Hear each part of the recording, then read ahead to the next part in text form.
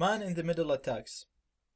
In the next few videos, we're going to talk about what's known as man-in-the-middle attacks. This is one of the most dangerous and effective attacks that you can carry out in a network. You can only do it once you connect to the network. It can be used to redirect the flow of packets from any client to our device.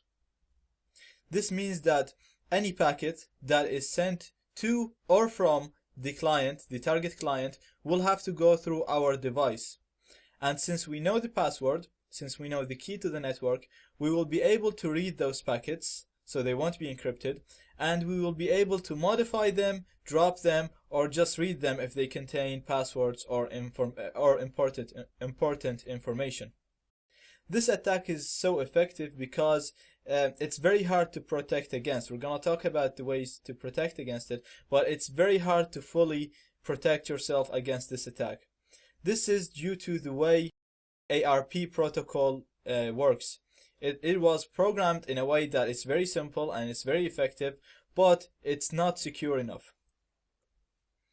ARP has two main issues, two main security issues. The first one is that each ARP request or response is trusted. So whatever my device says to other devices that are in my network will be trusted. So I can just tell any device that's with me on my network that I am the router, and the device will trust me. It will not try to make sure that I am actually the router. It will not make any tests to ensure my identity. If I tell any device that I am the router, the device will believe me. Same way if I talk to the router, and if I tell the router that I am someone else on the network, the router will trust me and will start treating me as that device. So that's the first security issue.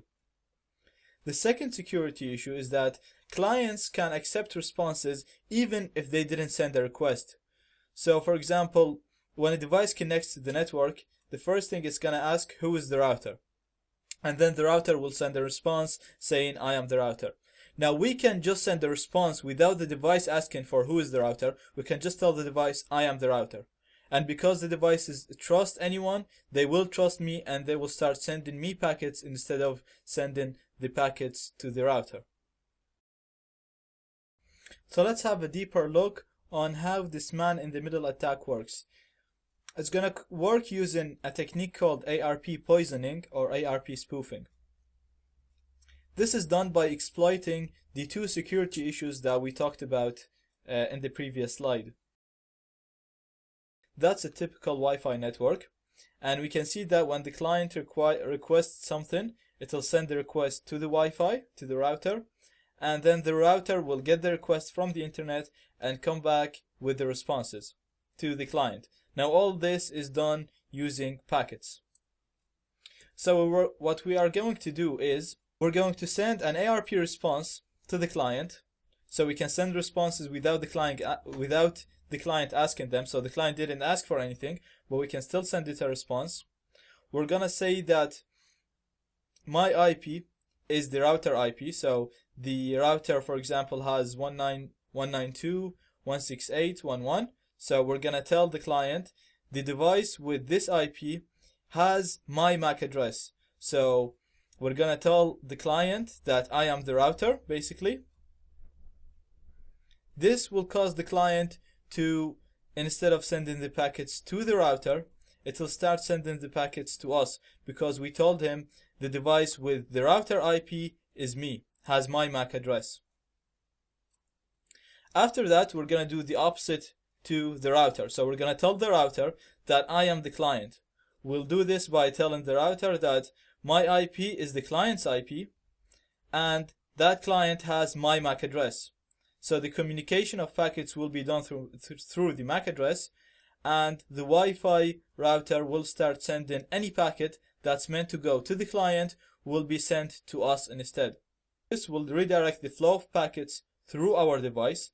So when the client wants to send a request, it will send the request to us. So for example, when it wants to open google.com, it will send that request to our device instead of sending it to the router. Now our device will go to the router, it'll get google.com. The router will send the response to our device instead of the client, and then we will send the packet back. So this means that each packet that is sent to the client or from the client will have to go through us. Since it's going through us and we have the key, we can read these packets, we can modify them or just drop them. So that's the basic principle of man in the middle and ARP poisoning. Basically, we're gonna tell the client that we are the router, and then we're gonna tell the router that we are the client. This will put us in the middle between the packet flow between the client and the router, and all the packets will start flowing through our device. Then we can read the packets, modify them or drop them.